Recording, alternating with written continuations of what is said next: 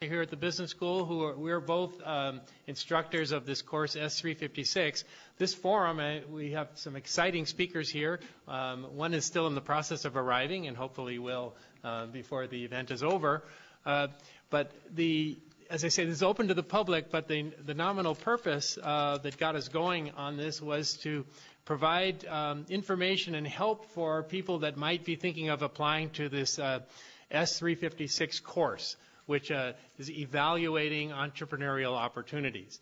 And we have several panels which we call the sandbox panels. The idea is that if your project starts working in a particular area, we call that the sandbox, and then you can kind of explore for things that work within that particular sandbox, and you'll find something good if you start in the right sandbox. But we're hoping that with the help of the panelists today, it'll guide you to a good sandbox.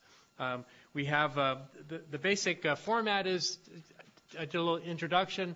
We'll have each of the panelists introduce themselves, say a little bit about themselves, and then we'll have some question and answer for maybe 45 minutes, and then we'll open up to questions of the audience.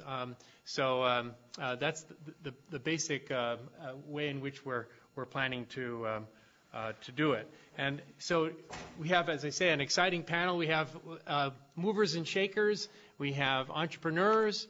We have thinkers. We have doers. We have venture philanthropists. We have just about everything that you could want. And with that, why don't we have each of you just say a few words about yourselves and whatever you'd like, starting with Chris Buha. Okay. Chris Gousha. And GSB 90, so I guess I qualify also as a mover and shaker because we were in these rooms when the big 89 quake occurred. So that was part of my first year introduction to business school. My background, past 10 years, been at Cisco. Well, actually left Cisco this spring for one of the entrepreneurial settings, working with education and in particular some of the next generation internet among the universities around the world. One of the projects that took me out of that space was a public high school started in the Mid-Peninsula here. It's actually the first California rated schools on a 1 to 10 scale. So it was the first 10-10 high school in the history of the county, one that has a strong representation across all ethnic groups, which is also unusual if you look at the top 50 high schools in the state. There's actually a host of GSB graduates that have been worked on that school, and so proud to, at one point I said, less a founder than a finder, of finding other people with that same avocation around the mission of it. And within 2 years of opening, we actually were rated in the top 50 high schools in the state. Actually, I think we were number 28th in the state for all public high schools. So I look at what can be changed. I've also worked at a different sort of entrepreneurial setting, and that is one which is a group of doctors and focused here on medical education. And we'll actually, I think, talk about some of the niches and places to look at. So they had a look at some medical practice and how some of the changes that are happening in the communication space. So they could take a full medical library, put it onto a device like this, and in doing so, we actually be able to both have widespread medical knowledge, current medical knowledge in a doctor's hands, but could look at something which could spread a medical library around the world. So there's a lot of different ranges and flavors we'll take this that have taken me into universities, into high schools, into medical schools, and we'll cover some of those this afternoon rather. Great. Thank you. I'm Kim Smith, and I am co-founder of the New Schools Venture Fund. I started my entrepreneurial career, I guess, right out of college when I joined the team and started Teach for America about 16 years ago. I've been a part of 5 startup teams, including TFA and New Schools, most all in the K-12 space, with the exception of one business venture that was a trade show for the wine industry, which was a bit of a departure for me, and interesting in a lot of ways. With New Schools, though, I moved from just being an entrepreneur to being on the investing side of the table as well. And at New Schools, we invest in a sort of strange mixed portfolio that combines nonprofits and early-stage companies as well. And so my focus would be on K-12. We have sort of an emphasis in the last few years around charter school systems, but also some work in what we think of as performance tools in the K-12 space. And so my comments will probably be a mixture of sort of entrepreneurial and investor side. My name is Sam Wood. After getting my PhD here at Stanford, I taught in the business school for 9 years and then joined a startup named Unext, which eventually raised $250 million to do online education. They're never going to make that money back, but they still exist, and they still have at least as many students as they did when I left. When I got there were 6 students in the program. When I left, there were a couple thousand. These days, after I left UNext, I started working full-time on a company called Responsive Learning Technologies, which I founded while I was on the faculty here at Stanford. Those of you who are GSB students and in your second year have played Littlefield Technologies. That is one of my company's products. We have other products like that are online games, assignments, and cases. And actually, also, if you're in the business school, you probably took an Excel spreadsheet skills assessor. That's another something that resembles, that's another product my company sells and is another line of products. So I do that. And yes, I know the assessor would be better if there were shortcut keys on it. That's what everybody tells me. So I think actually the reason that I'm here, though, is because while I was at Stanford and then even after I left Stanford, I taught a course, or co-taught a course called Business Opportunities in Education. And that was consisted of about half the students were education students, half were business students, and then there was the overlap of the dual degree students. And the final project was always writing a business concept. So I've read now over the years several dozen business concepts that education and business students have come up with and and then tried to think hard about what made some good and what made some not so good. So I've heard a lot and learned a lot about the K-12 space as well as higher ed, but higher ed is where I'm participating. I'm George Foster. I co-teach with the other instructors on the course, and one of the reasons we are really interested in getting your feedback is we're interested in getting the very best assignments and group projects done. And we thought in this format we would sort of be able to sort of showcase a few of the interesting areas that you may want to build a team together for a project. Great, thanks. What we're going to do now is have our panelists talk about some examples that they know of. And I was going to put it in the context of, often we think of great projects as being connected to some, either like a regulatory change or some new insight or technological change or something that has changed and basically creates an opportunity that wasn't there before. And an example of a project from last year in the course was a team that was looking at one-on-one English, learning English to, say, Chinese over the internet. And one of the factors of that was that TOEFL, the test of English as a foreign language, was putting in an oral component. And there was all these testing agencies had very little capability for providing the oral component. 2, they'd done some research and found out that Chinese who were interested in learning about oral English preferred to learn from a native English speaker that perhaps didn't have a lot of experience teaching or training, rather than a highly trained teacher where English was a second language.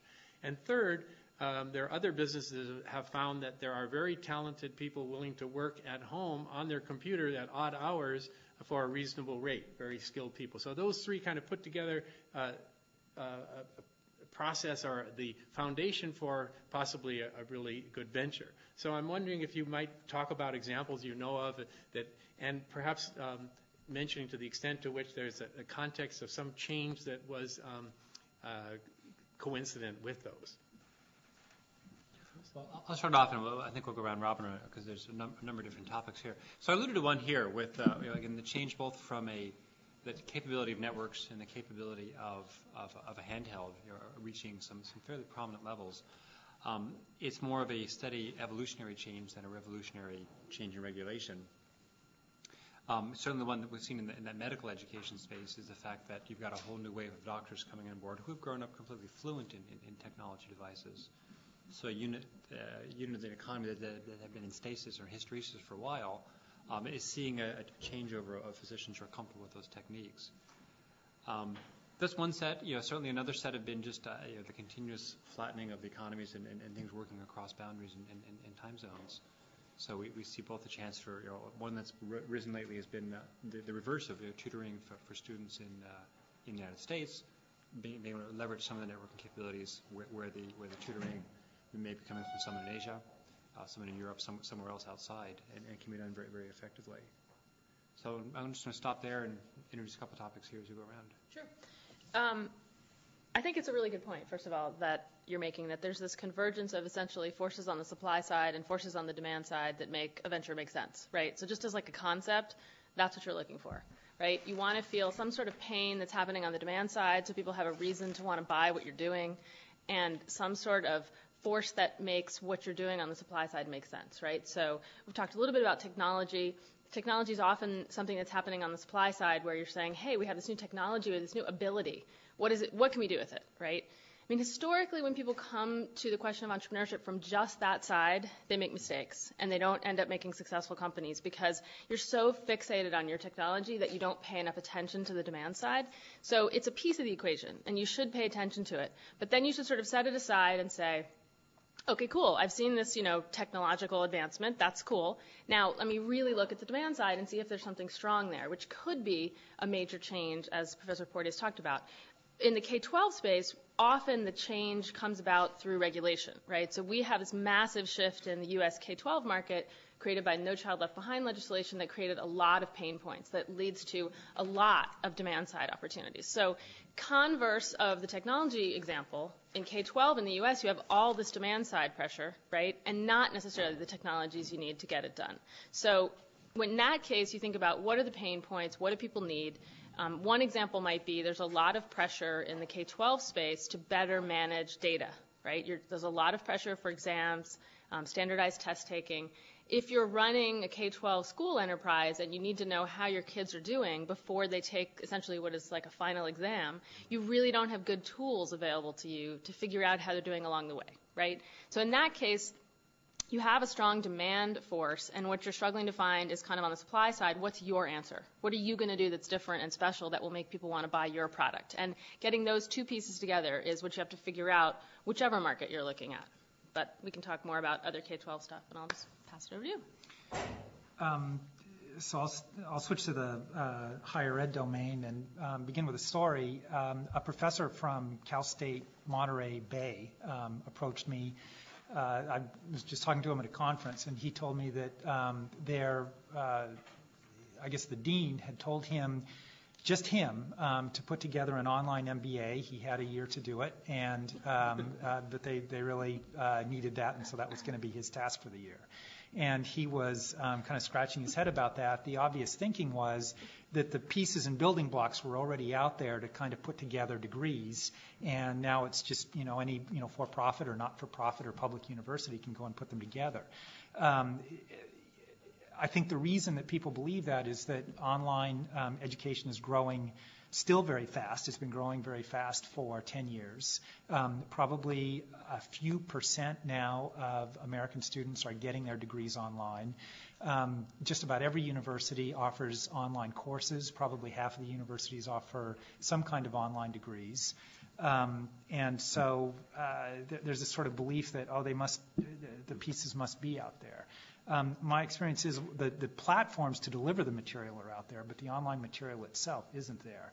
And so often what the online material will take the form of is some, professor the night before, takes out the teacher's edition for a textbook, and it recommends asking these questions. So they tell the students answer these questions and send back an email and do this 6 times, and you get credit for your course. And particularly in the public universities and the not-for-profit private universities, there's some queasiness about the quality of the experience that's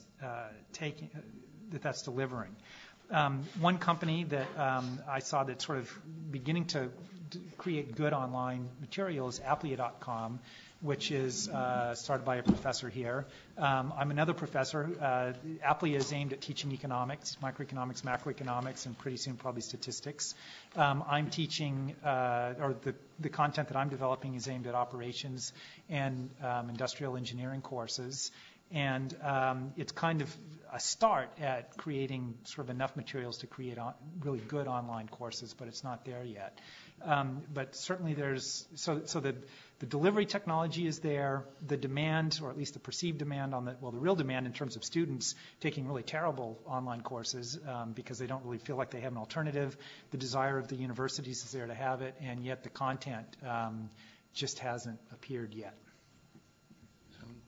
Just one area I think that is important not to overlook in terms of the educational is the corporate education market. That a lot of the focus goes on, say, high schools, primary, universities, but if you look at people who have got sizable dollars that they're investing in educational programs that are not necessarily hung up by the notion that you need certification or a degree from a well-known institution, is the large-scale corporates. And they are spending literally billions of dollars on sales training programs, leadership programs.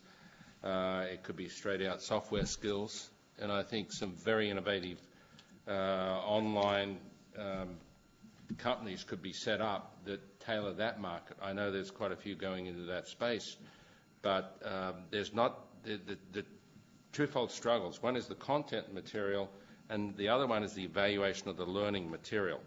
So that you could have great content in terms of sales skills, but you need good feedback about are the people taking the courses learning this material and being able to use it in productive environments. And I think both of those have got really exciting opportunities, and it's quite diverse where the content's going to come from. It's not necessarily your traditional universities, but I would think that if I was putting together a business opportunity in the educational area, I would certainly view that as one of the major areas I'd look at. We have our last panelist, happily, and who is a professor in education and an entrepreneur and a thinker and so on. And so, Roy, why don't you talk a little bit about your background, and then maybe about some of the opportunities that you've seen. Sure. Hi. I'm glad to join you tonight, although I've not had a voice for a few days thanks to a cold, so I'll struggle through here. Can you hear me in the back? Okay. So my background is as a psychologist and educator. I've been doing research on children's learning with technologies since about 1981, when Apple IIs and TRS Radio Shack computers were out to teach Logo to children. And I've created a couple different centers and doctoral programs to advance this field of learning sciences and technologies, and had very broad interest in children's learning of everything from scientific visualization and global warming, being able to use public domain data sets for doing original projects, to kids learning to write together, kids doing collaborative video, filmmaking, and the like. And so over this period of time, it's been fascinating to watch, because, of course, at the beginning, the reaction from both the funding community and the press was, why are you wasting your time with computers in the classroom? Because they're so expensive and they will never be widely available. And it didn't take too much of a look at Moore's Law and Metcalfe's Law and other things to see that that was not going to be the case. And now the average home for the 8 to 18-year-old has 1.5 computers, 3.5 televisions, 2.5 game consoles, and the like. So this is a very, very wired learning generation. Digital natives, Mark Prensky calls them. And I think that gives tremendous opportunities that, if anything, K-12 education systems are more in the way of than facilitating with respect to issues of, No Child Left Behind, and you're just not seeing a lot of innovation around the whole participatory media movement that has wikis and blogs and Flickr photo uploads and YouTube video that kids could be participating in very creatively with the right kinds of structures of learning and activity systems around them. And I think from my talking to lots of educators, they're really stressed about devoting increasing proportions of their time to preparing children for the tests that they're taking, and not encouraging creative expression and the development of a variety of inquiry skills ranging from science to arts and humanities. So I think there are opportunities yet untapped to take advantage of the tremendous technological fluency of today's wired learners, and to provide new kinds of expansive technologies that educators can come to see the benefit of. So whether that means, I'm not sure, looking at Google for Educators lately, I've been rather impressed at what it is that students can get access to and teachers for free, ranging from docs and spreadsheets to SketchUp 3D design tools to Google Earth, various kinds of book search, maps. And so I think there are a lot of opportunities there to work with providing for schools. I don't think just having Google for Educators is going to solve education problems by any stretch of the imagination, but there are value-added services that I think provide big opportunities for schools to save considerable costs in IT with respect to their current strategies. It's also worth noting that the No Child Left Behind Act under Title I has considerable funding available for supplemental services. Maybe you touched on this, Kim. No, not yet. But issues of tutoring, up to $1,000, $1,500 sometimes per student is available for approved supplemental service providers by each of the states. Typically does their certification, but in LA Unified alone, there are many thousands of students that are in Title I eligible schools. And Mike Kirst tells me, I was talking to him about this last week, that only 20% of those funds are being spent right now. So there really are not the service providers that are moving in, whether it's, WebEx enabled, real-time math tutoring or whatever it is that might be afforded. There are federal funds available that are not being tapped. And I think that's enough of a start. Thank you. Roy's already taken us into sort of the next subject area, really, which was a combination of what are the changes that are taking place now that really are begging for new opportunities, and then in general, kind of recommendations that you might have for ideas that have big potential. I mean, you've already started doing it, but let's kind of go through another round on that level. So let me begin here again. So a few of these changes that we've touched on here, both on the regulatory side of some edicts coming down to the schools. There have been, I think, some enhanced competition both among the private and public schools at the higher level, and the corporate training one shouldn't be overlooked. The other piece I think that is quite relevant is people see certainly the children moving into the next generation of competition. There's a sense of how do you actually get access to programs that work in other parts of the world. So, for example, you've seen the rise of Singapore math being actually sold to parents or other groups where the conventional school structure is not providing that. I think one of the big changes is we're seeing that is the rise of some autonomy, people taking independent action, whether they're forming programs, schools, or simply buying things independently. That there's much more alacrity around that. Autonomy in there. I'm not sure if this is actually going to answer your question, so if it doesn't, feel free to redirect me. But I was thinking of something when you were talking, Ryan, which is I think one thing that happens in the education space in particular, more than in a lot of other areas, is people often come to this industry with a lot of passion about it, right? They've chosen this instead of something else because it's meaningful to them, right?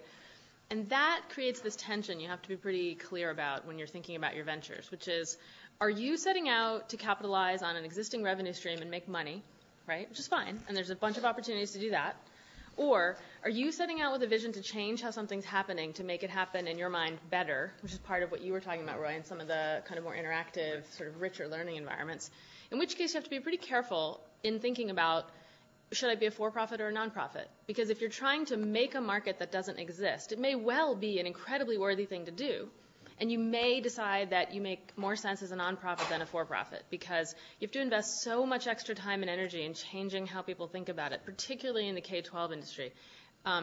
So I just wanted to bring that up because we may be a little bit unusual in that we work with entrepreneurs who are both nonprofit and for-profit. And I just think people need to be pretty clear when they're thinking about their business model on sometimes you can do them both, But when push comes to shove, if you're pursuing one or the other, which one's on top? Because you have to know that. And you have to know that in order to find investors who agree with you on what that answer is. So that plays out across all these industry niches, and I just wanted to point it out as one thing to think about as you're thinking about possible ventures. And I think there's some really incredible opportunities for both. And there are incredible opportunities to create actually quite large nonprofit revenue-generating institutions like, say, Stanford, if that's what you want to do, right? So you don't have to think about that as a zero compensation kind of direction to go. It's just a zero equity direction to go. Having looked at a lot of education ventures from corporate training to higher ed to K-12, many of the for-profits end up being zero equity adventures as well. So I just want to point out, you shouldn't assume that like for-profit means a lot of money, nonprofit means a terrible life with no income. It's not that drastic. And more importantly, when you think about your business model, just be clear on what's the most important thing to you. The changing how people behave, which is a piece of what you were talking about, where there are huge opportunities, but maybe not yet for the revenue strength, or tapping revenue streams which exist, which may or may not feel that great when you go home at night because you may not agree with why those revenue streams are there, which didn't give you any new ideas. So we can come back if you want some more. maybe I'll pass the baton anyway. Before Sam starts, let me just mention that the course is open to projects that are intentionally nonprofit. As well as accidental. As well as for-profit. Something in there might be data analysis technologies that enable principals and teachers to be better decision makers. That was the example that I started with right before you got here. Okay. I agree. And I'll just, before I give my idea, let me just sort of say here to the fact that the No Child Left Behind Act did create this big discontinuity where now there's this big unmet need, and in my opinion, one of them is supplemental education services. And I had the 20% number written here if you didn't mention it, Roy. There's big companies and little companies going after it, and they're not succeeding very well yet. And the other big one is the data collection that is required.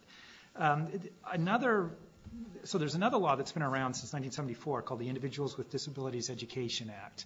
And here it's not the regulations that have created discontinuity, it's a demographic shift.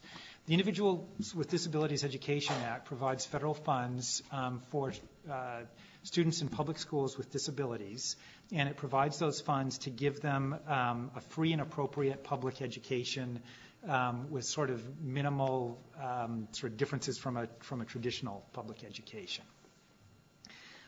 And then there's 13 categories of students, blind and deaf and so forth, that can be eligible for these IDEA funds. One of those 13 categories is autism. And if you've looked in the Palo Alto Daily News, there's always at least 2 ads in there with this new figure, 1 in 166 students or kids has autism. And furthermore, if you've read anything about it, this number has exploded from just a few years ago.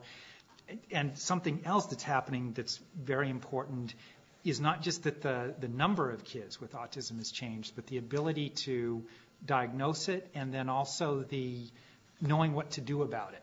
So what does it mean to provide an appropriate public education to autistic students? That would be a really tough question to answer even 5 years ago. And yet now there's all this research that's emerging that answers that. And guess what? A lot of it is expensive. A lot of it is a big part of it is one-on-one.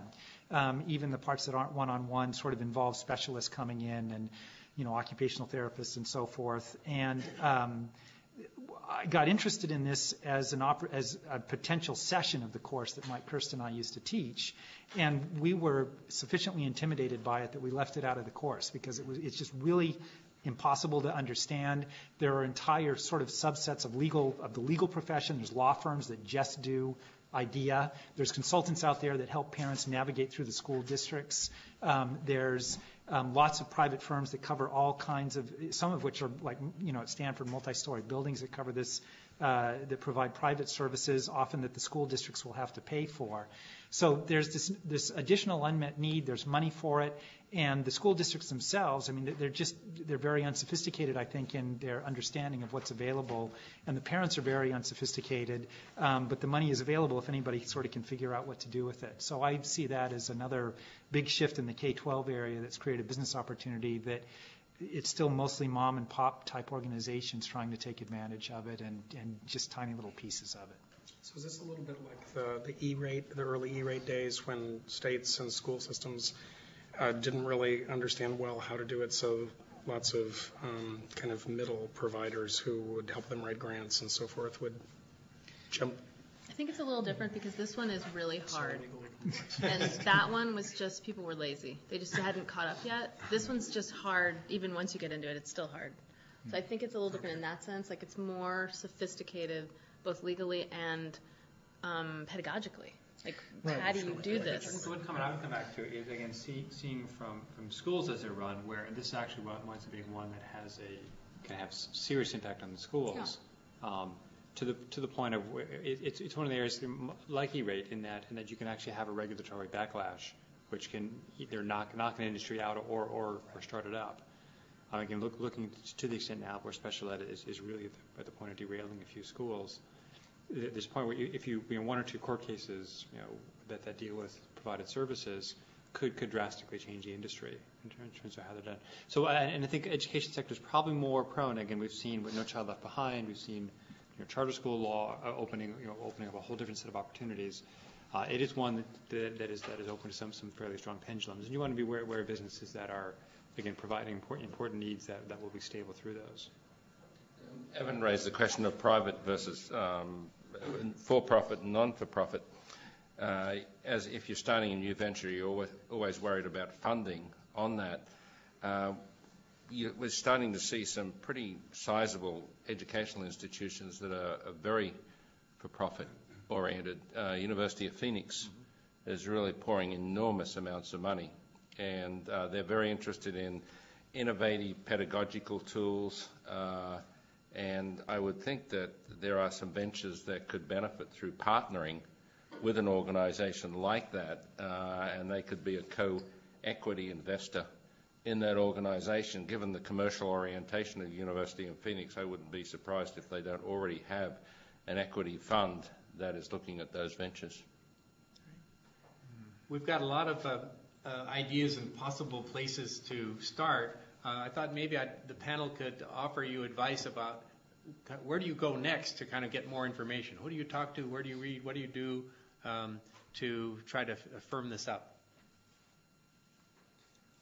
Well, I think one of the biggest starting points, I think, is actually being involved in some of the different facets of education themselves. I mean, the things that you will learn by, whether it's volunteering. One of the programs that I think we open up as alumni, and I don't think they have undergraduates participate in, is some of the alumni consulting projects. We're going to take you directly into some of these projects firsthand, where you actually see things in practice that begins to mold the opportunity.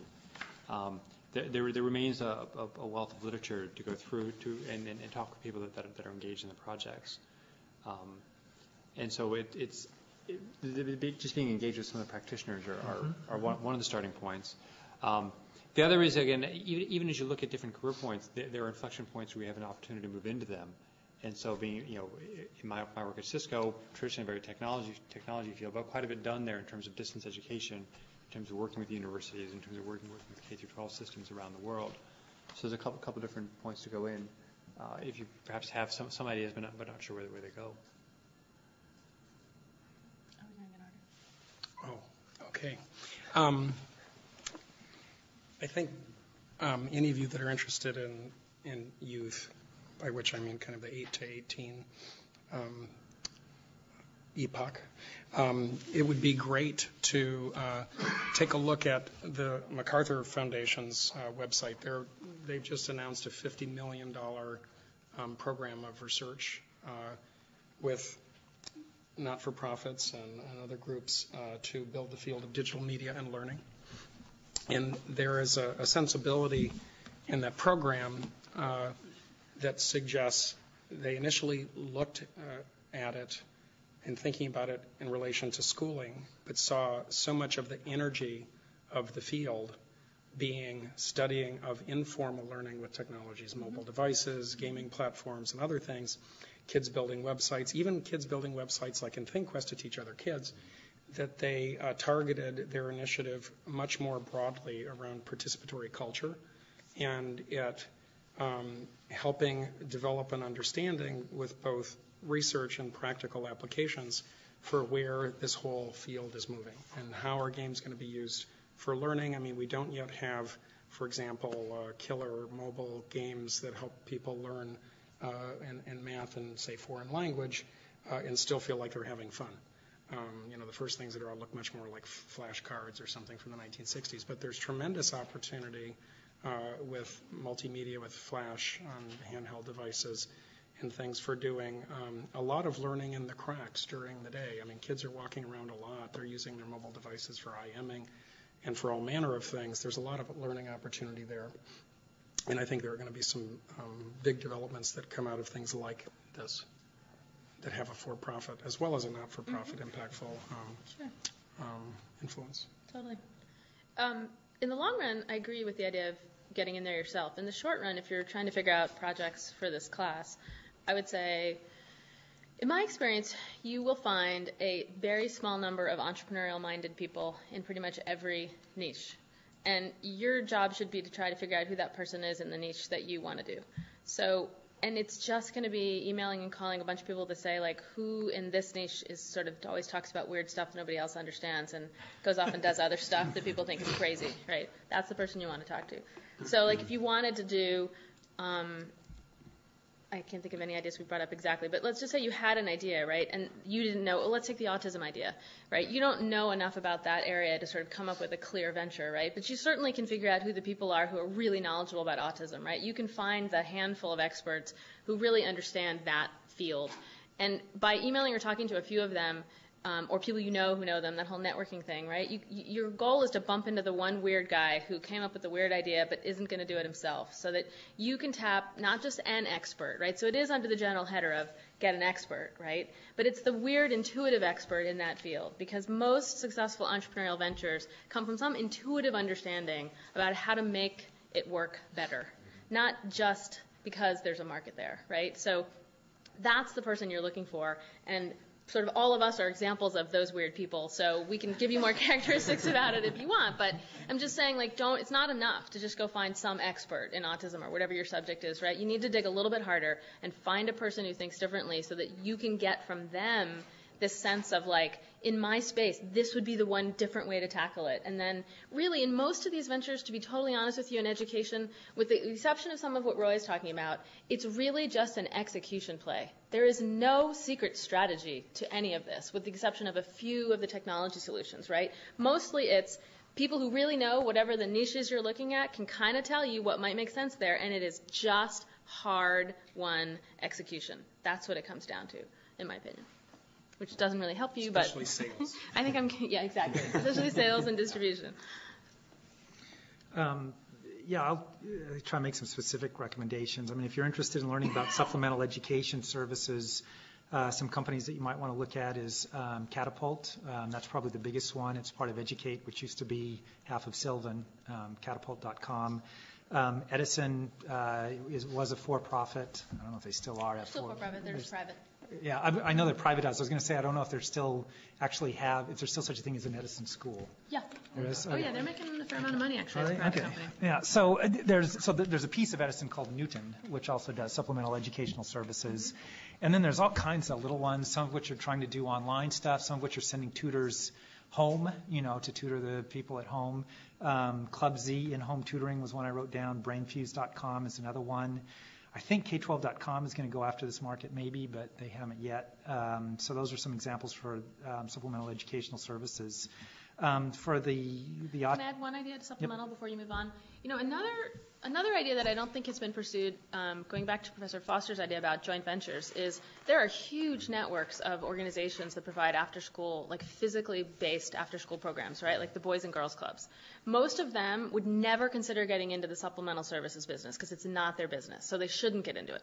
But they have the physical plant and they have the kids.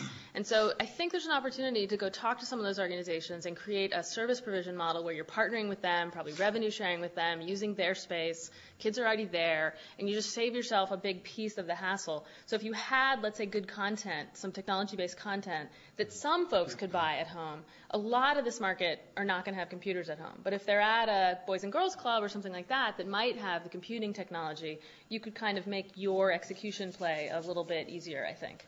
Sorry. Yeah, an example, just to tag on to the Boys and Girls Club thing specifically.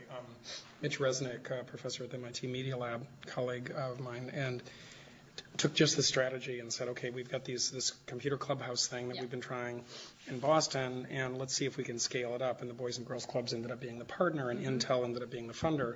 So there are Intel clubhouses all over the country and world that got developed through some NSF funding and then later Intel funding.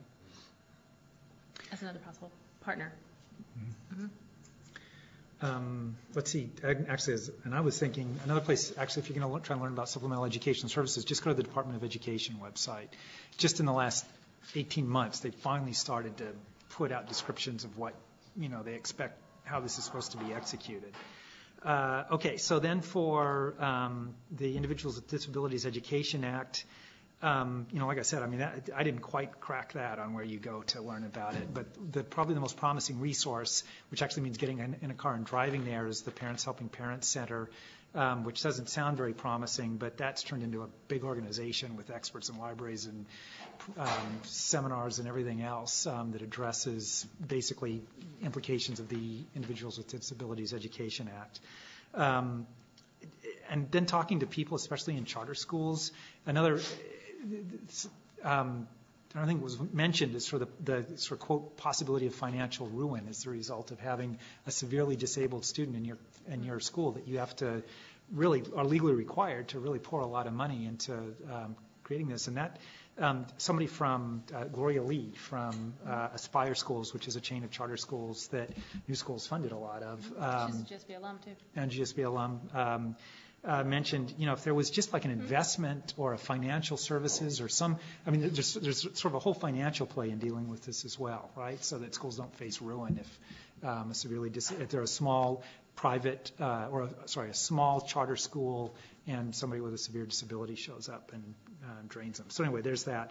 Then we also talked about the online course materials.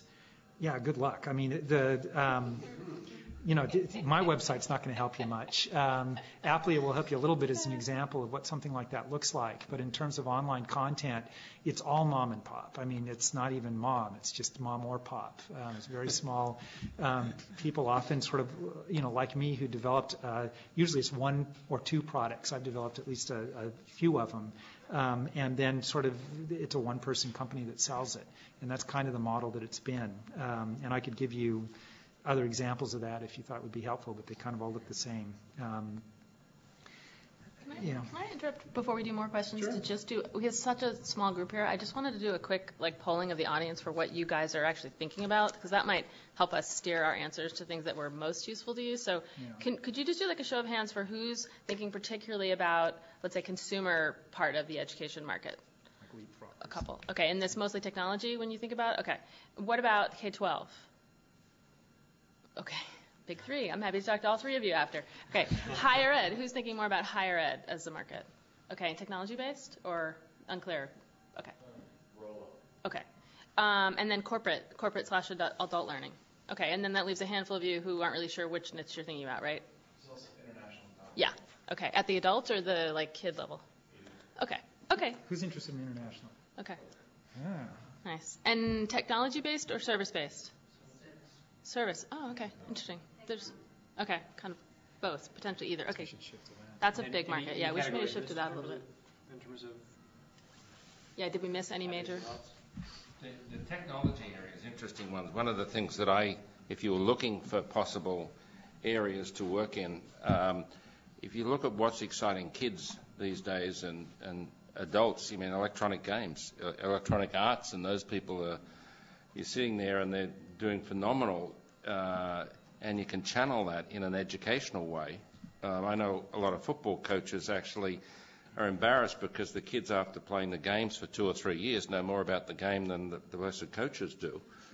And there's a bell there in the sense that these are facilities for educating people. Now, hopefully you can do a little bit more than some of the electronic games out there that we see, but those organizations have developed a skill set and a sort of a broad-based appreciation of technologies that could be put into a learning environment, and they do have the budgets. I would think that there are a subset of those people who would be willing to sort of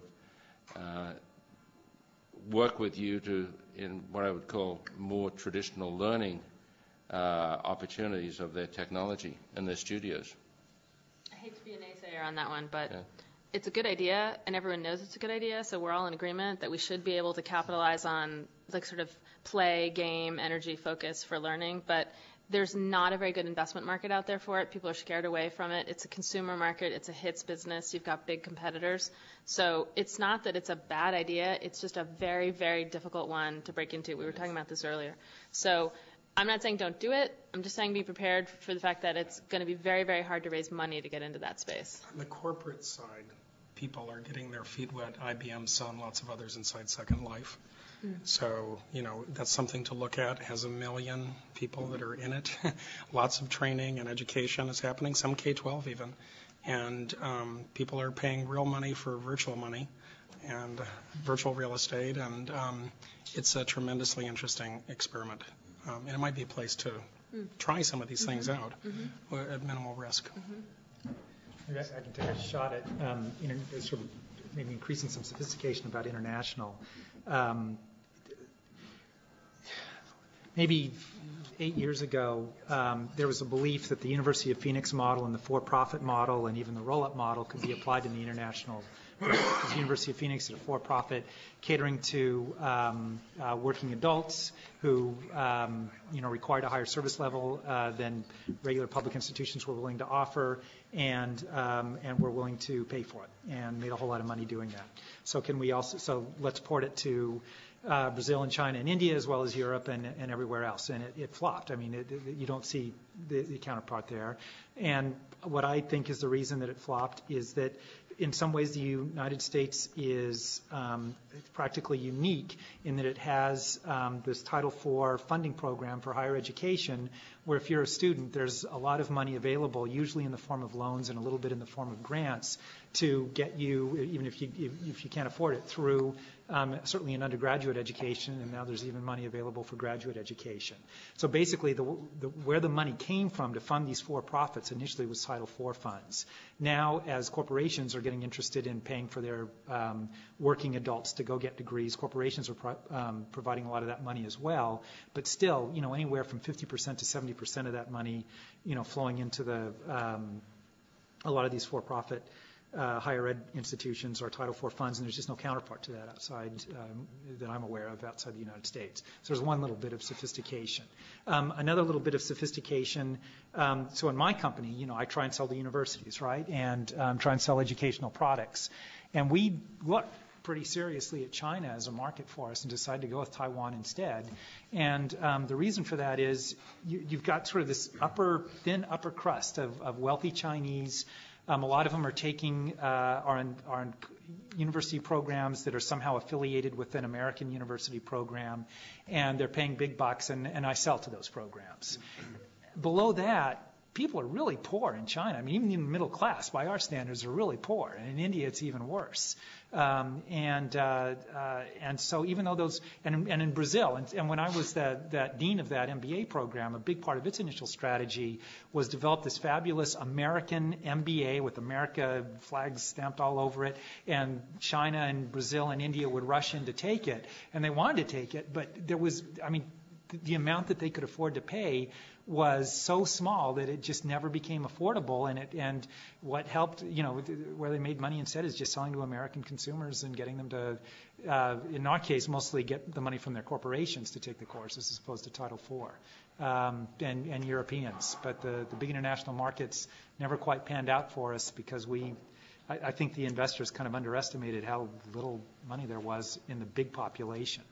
I think from my perspective, the big opportunities internationally are in expanding the supply of high-quality private schools to K through 12, K through 14, because there are, as you said, most of these countries. I don't know so much about China, but India, many of the countries in Africa, many of the countries in South America, Central America, they're amongst the elite, not enough high-quality schools for everybody to get in, right? So there's just a supply problem. And there is actually, I think, the ability to pay up to a certain point. And I don't know what the size of that market is, so you guys would have to figure it out market by market, right? But there is a hole there. And it's a tough business to build. It's a service business, so it's expensive. I think you could cut down the cost by doing a hybrid model that's part online and part face-to-face, so that you could have sort of less expensive than total service, but more sort of richness and more appeal to parents than a totally online infrastructure. You could also do it that way in countries or in communities that may not be fully wired. Like, there's a lot of opportunity, for instance, I think in Africa, where if you look at like Ghana as a developed country, you would think it would have great wiring, right, for businesses, but you still have intermittent service, actually, even for businesses, right? So you wouldn't necessarily assume that you could do this like totally online system, but you could do a site-based thing that was technology rich, as long as you had backups for when you weren't wired, and it's just expensive to do online stuff there, right? So like each country will have these little or not so little hurdles and speed bumps, right, that you have to figure out a way to get around, that you, if you're a native of that country or someone you partner with who is a native of that country, can figure out. So you have this challenging service business in front of you for sure, and I would agree not to underestimate the complexity of delivering that, but I do think there is demand, pent-up demand. I think there's money to be invested in this field. And I think further, like I talked to a guy who left the IFC to develop a new company in South Africa. He's from Zimbabwe, but he's going to start in South Africa, and he's starting essentially Edison schools in South Africa, right? He's got a partner school with the state. They don't have charter school legislation there, right? But they have a terrible public school system. And so if you can have proof points there, I think there's an opportunity to then have a policy advocacy effort there to change the laws in South Africa so you would have charter schools, and then tumbles this whole additional opportunity after that for folks who want to create more charter school-like companies, right? So you have to look at each country, and a lot of you, I suspect, who are thinking about international stuff know whatever country you're looking at much better than me. But I'm just saying I think the dynamics are such in a lot of these countries that you could create successful service business, grow a pretty healthy kind of medium-sized business that's delivering higher quality education than what the bulk of is available for primary and secondary education is currently. So I just think that's a good opportunity, actually.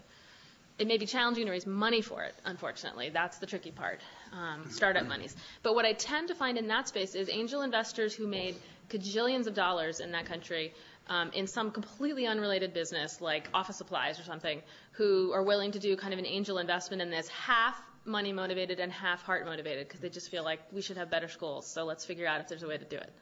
So it takes a little more beating of the bushes to get the money, but I think it's possible. There's some other bits of advice I think you'll want to get from our panelists about, what are the essential characteristics of a successful project. They've already mentioned that a credible sales plan is got to be there.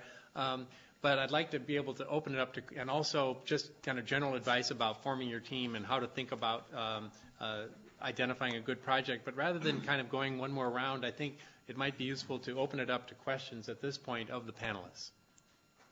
And one of the things, because we're taping this, I understand that the tape for people who aren't able to be here can't hear your question, and so either I or the panelists will repeat the basic idea of the question before answering it.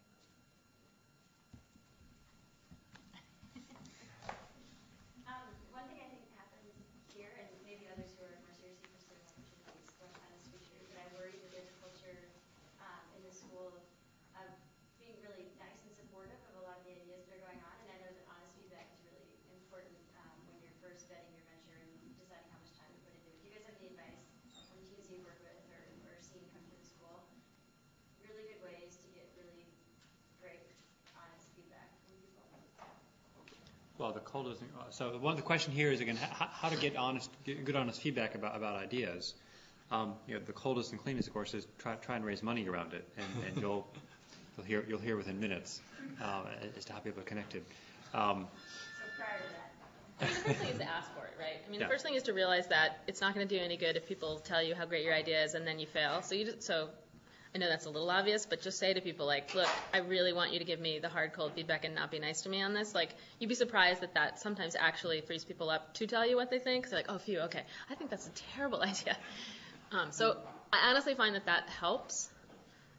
It's tricky though, right? Because you have to strike this balance. I was just reading a speech Wendy Kopp gave about our early days at Teach for America. She was giving the commencement address at UNC, and she said she actually thinks the greatest thing we brought to the table in founding Teach for America was our naivete and our lack of understanding that what we were about to do was impossible. And she's right. So it's a tricky balance, right? You do want to know what the obvious pitfalls are, and you don't want to go down a path and do something stupid, sort of.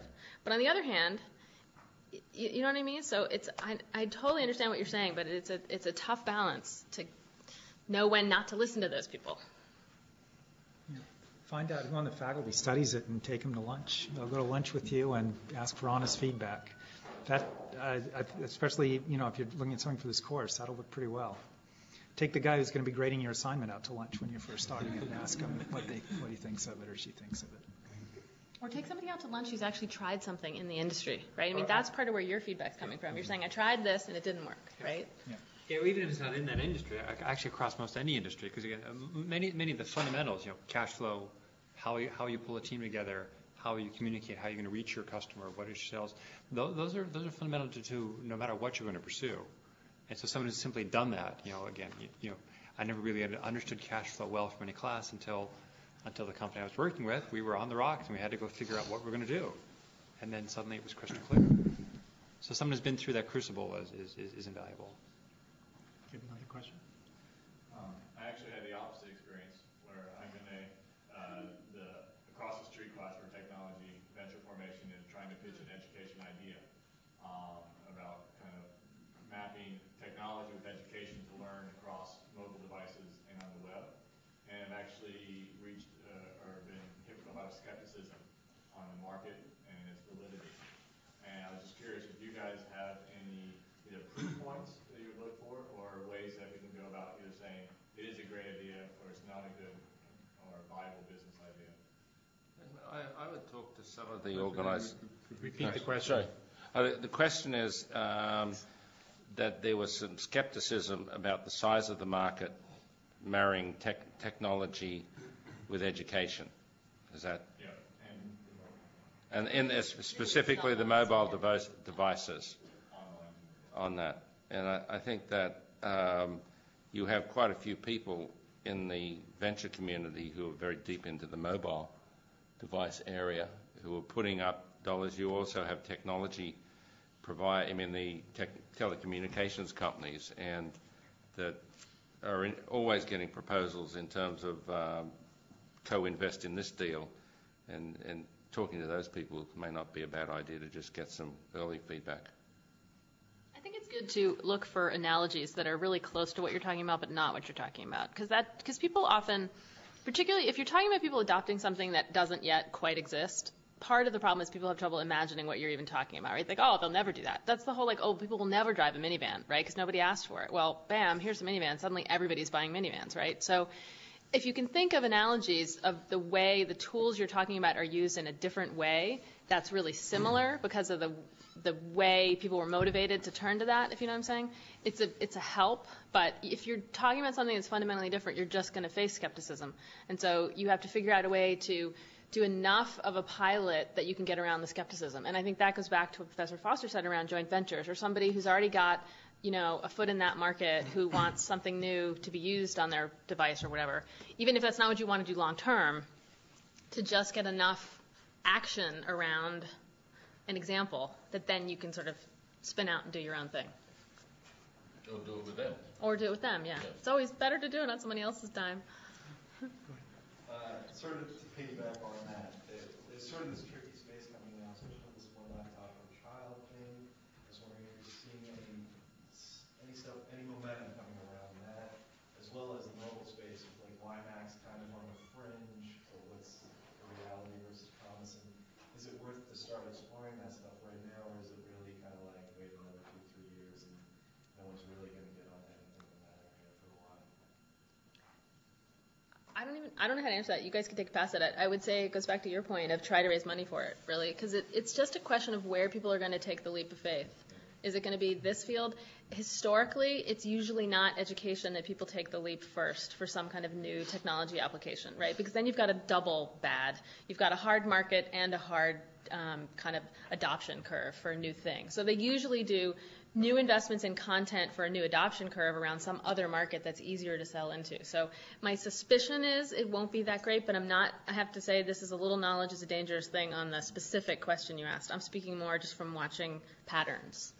I don't know if you guys have anything more to say about that one. You all have talked about this a little bit, but I was hoping you could elaborate on how education is different than many other industries because there's a number of people in it that are passionate and not-for-profit. So if I'm interested in starting a for-profit venture, what either areas do I need to avoid or characteristics should the business have when potentially facing competition that won't price rationally or isn't necessarily profit motivated? Are you asking that without an idea in mind to try to find an idea, or do you have an idea in mind and you're trying to figure out which corporate structure is better? Without an idea in mind, but knowing that I want to do for-profit. Right. So the question is, if you really want to make money in the education business, what's the best way to do it? And how to deal, specifically how to deal with the fact that there are nonprofit players in your market and you don't know how to handle them. That's a good question. You know, interestingly, I find that sometimes nonprofits being in your niche help you because they take away some of the political backlash against for-profit providers. And so I wouldn't assume that just having nonprofits in a space makes it not okay for a business.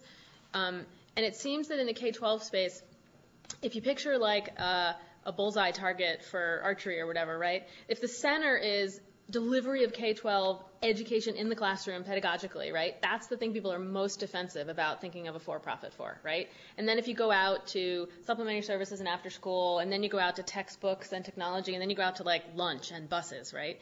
People don't care about it further out. They care about it right in the center. That's where you get political resistance. And so I think you would just want to figure out there's two kinds of political resistance that might make so first of all, don't be a for-profit unless there's a strong revenue model. Right? So you're saying, okay, that rolls out a bunch of stuff. Now you think you found a strong revenue model. Now, can I do a for-profit here? Then it comes down to, I think, two kinds of resistance. Political backlash, because people feel like you shouldn't be a for-profit in a space.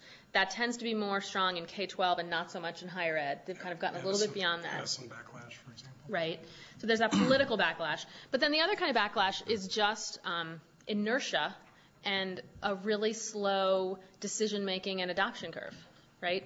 And so I think you just think about those kinds of pushback and say, if there is a strong business model, is political backlash or a really slow adoption curve and sales cycle going to kill me? And then you can sort of figure out, and then you look at the nonprofits and say, are there nonprofits in here who'll kill me? But you know, honestly, you rarely see a business struggling because there's a nonprofit out there that's creating problems for them. I can't think of any examples, really. Look at some of the successful for-profit ventures in the education in terms of whether it's corporate learning, what we said, the University of Phoenix type model, and see what you can learn from them in terms of positioning of products and the degree of tailorization to the customer base, because those people have got a good sense of an ongoing revenue stream. And University of Phoenix is a great example, actually. Yeah. Almost all of their competitors are nonprofits, right? And they've still figured out a way to create a product, you know what I mean, and a price model that makes sense for them. Yeah, in that case, I mean, they found something that the not-for-profits were not doing, right? And they went after it. I'll just sort of say you're right to worry in some cases about a big not-for-profit causing grief for you by subsidizing the market. I mean, I'll say from personal experience, one of my company's products is called the Supply Chain Game. It's like Little Field Technologies, except it teaches supply chain management. So Harvard Business School has a huge IT staff built around developing educational technology for Harvard MBAs that then gets commercialized, if possible, through Harvard Business School Publishing, which is a separate company. But they subsidize all of the development, right? I mean, so it's okay if they don't make a profit. You know, if they can make any of the money back, let's sell it. So now they've got a competitor with my product. And I'm a for-profit, and they're a not-for-profit, but they've got very deep pockets, and they don't care if they make money off of it. So, which creates some interesting situations with pricing, right? Because if there's no they'll go as low as they need to with price. So, what Phoenix did is they found this, what turned out to be a huge untapped market of working adults who were willing to pay extra to be treated like adults with a good service model than what you would typically see in a state university. And then over many years, slowly built that up and turned it into a very successful business. So basically I was wrong, because that's a good counterpoint where you should be worried about it. Fair enough. If there are no other questions, maybe we could just go one last round through for kind of final advice that each of the panelists would give you. If you've got a question?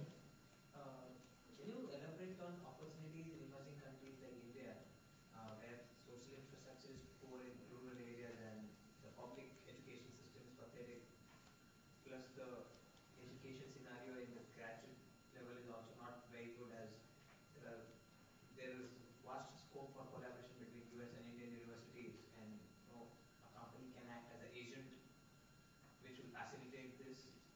Or, the question can be divided into two parts.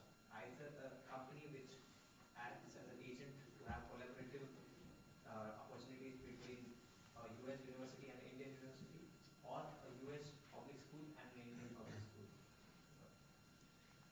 I'm not sure I understood the question. I get that you're asking us to elaborate on opportunities in developing countries, and you're asking, there's sort of two examples you want us to react to. One is a U.S. K-12 school partnering with a school in, say, India, or a higher education institution partnering. Is that the question? Yeah. And is there a particular business model involved in this partnership? Could you say a little more about it? A company which will facilitate doing this. Oh, okay. Got it. So my initial reaction is both from a broker doing those introductions, you wind up in a transaction problem. There are the introductions made. What are you going to provide as value after that? And so you can continue to making introductions. There's certainly lots of universities to whom you can make that. But you'll wind up with the question of how do you really sustain that? And then second is how then does your who's ever paying for it, whether it's the U.S. university who wants access to India or the Indian university who wants access to the American universities, how much do they value that in the absence of having it proved and demonstrated? So those are skeptical comments from my side, but just thinking through what your business model would be like and the value you provide as part of that. Further. Well, how about closing comments and advice from the panelists? Oh, that's okay. All right, closing advice. I'm trying to think of where we dinged the business concept papers in the class that I taught, the biggest mistakes that they made. If you're going to sell technology to K-12, don't underestimate the length and difficulty of the sales cycle. Your salespeople probably need to be paid more than your CEO does. And it's going to take a year or more to get your first sale. Reaching the customer is important. In the international area, big mistakes were made was a complete ignorance of what the regulations were in the other country when they proposed this. There's sort of an assumption there are no regulations over there. A lot of times with K-12, there's more regulations than there are here. And then, a sustainable, revenue model. We've got this great idea, but are people really going to pay more for it than it costs you to deliver it? And it's amazing how many students sort of floundered when it got to that point. So those are some of the big mistakes that I saw. So some things to think about as you work out your business ideas. Those are all good. My advice, it depends on whether you really want to do this venture or you're doing it more as a useful exercise in business planning. And both can be helpful. Like if it's a useful exercise in business planning, I think the bar is not so high. It's really helpful for you to walk through all of the right questions and what's in a business plan and is it a big untapped market and, all those questions, right? If you really want to pursue it, that raises the bar and you have to be much tougher on is there really money out there, finding people who know more than you about the space you're interested in, building a team that has people who've actually run something on it, right? It's not good enough to have a good idea. Have somebody on your team who's actually run a company or has actually run a nonprofit because they will help you in the business planning process in a way that nobody else will. and no disrespect meant to any professors, my dad's a professor, but we tried to invest in a company that had a really smart professor as the major advisor to the person who was an entrepreneur. And he was a finance professor, and everything he told her in the financing process was wrong. And we didn't invest in the company because his strategy with her about how to negotiate and what the financing should look like was sort of correct in kind of a logic model way, but not correct relative to what was going on in the field at the time. And so there's two different exercises here that are both useful. The learning about how to think about a business model and write a business plan, super useful, irrespective of whether you pursue that venture. The different exercise is how to figure out what the hell you're doing if you really want to start a business in a place, which requires a business plan too, but it's sort of a different exercise. So I would just say be clear at the outset which one you're doing. Tell your professors which one you're doing because they can take a different eye to your work too if they know which one you're doing because you might, kind of prioritize things in a slightly different way. And so I would just add that to everything you said because I agree with everything that's already been said. Tell the members in your group. Yeah, exactly. And make sure they're in agreement with you on that. Yep, exactly. So I liked some of the discussions around how do I get the best feedback about moving my venture forward. And I think there's an awful lot of subtlety in that because, of course, a lot of the great opportunities you may get really bad feedback on and give up, but there actually may be proof points that if you pursued the conversation, you'd go off and get the data and end up, persisting. And that just makes me think of the favorite story from Jim Barksdale at your New School Summit on the story of the three snakes that he used for Netscape and before that FedEx, I guess. And part of it was from Ross Perot, apparently. And the first one is, in a business, if you see a snake, kill the snake. Don't have a meeting about the snake, committees about the snake, just do the work. The second is don't play with dead snakes. Once you've made a decision about some part of the venture and you're not going to go forward, don't keep bringing it back up. But the third part, and it relates to your question, is all great opportunities look like snakes. The Chinese character for danger is also opportunity. So I think the two other comments, we've touched on these. One deal, so find where the pain is, because there are people trying to solve problems. And, again, you'll get that from talking with practitioners. You'll get that if you are a practitioner in any one of them. Particularly for some of the technology, I think one of the best, very, very broad sets of advice is, it's okay to be a new product in an existing market or an existing product in a new market, but the real red flag is if you're a new product in a new market, then you really get killed by the adoption questions. And part of that deals with how people use things within that market. But there are some shifts happening. There are some shifts happening with how things are moving forward. And the third one, I think, after a number of years out here, is it's okay to fail. Try not to fail and work really hard at it. But don't get so wired in that this must be the perfect success, and if it's not the perfect success, I can't do it. Just know that you'll have to work harder if it's not truly aligned. And so there are other things you can do that are entrepreneurship isn't risk taking. Entrepreneurship is really reducing risk. And so what are steps you can take that bring those risks down? Whether it's, again, getting someone who's seasoned at it, who's done it before, someone who's been a practitioner that you can work with, someone who's looked at some of the red flags and his team done these before. So that's where I'll close in some broad